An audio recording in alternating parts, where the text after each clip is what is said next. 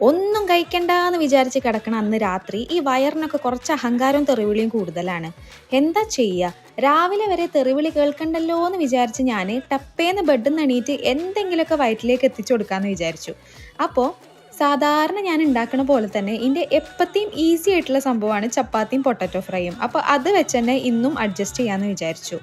എന്തായാലും ഈ രാത്രിയൊക്കെ നമുക്ക് ഇങ്ങനെ വിശക്കുമ്പോൾ ഇങ്ങനെ റെഡിമെയ്ഡ് ചപ്പാത്തി ഒന്നും ഇല്ലാന്നുണ്ടെങ്കിൽ നമ്മളൊക്കെ എങ്ങനെ അതിജീവിക്കുന്നു എന്നുള്ളതാണ് ഞാനിപ്പോൾ ഇത് ചെയ്തുകൊണ്ടിരിക്കുന്ന സമയത്ത് ആലോചിച്ചത്. അപ്പോൾ വേറെ എന്തെങ്കിലും വഴി ഉണ്ടാവുമായിരിക്കും അല്ലേ? എന്തായാലും കുറച്ച് വെള്ളം കുടിച്ച് തൊണ്ട നനച്ചിട്ട് തുടങ്ങാമെന്ന് വിചാരിച്ചു. രാത്രിയല്ലേ, കുറച്ച് ചീസും കുറച്ച് മീനച്ചാറും കൂടി ആയാൽ കുറച്ചും കൂടെ ലക്ഷറി ആയല്ലോ.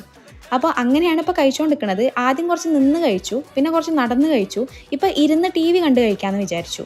അങ്ങനെ ഏതായാലും എൻ്റെ വയറിനൊരു ശമനം ഉണ്ടാവും എന്നുള്ള ശുഭപ്രതീക്ഷയോടുകൂടി ഞാനിതാ ഫുഡ് കഴിച്ചുകൊണ്ടിരിക്കുകയാണ്.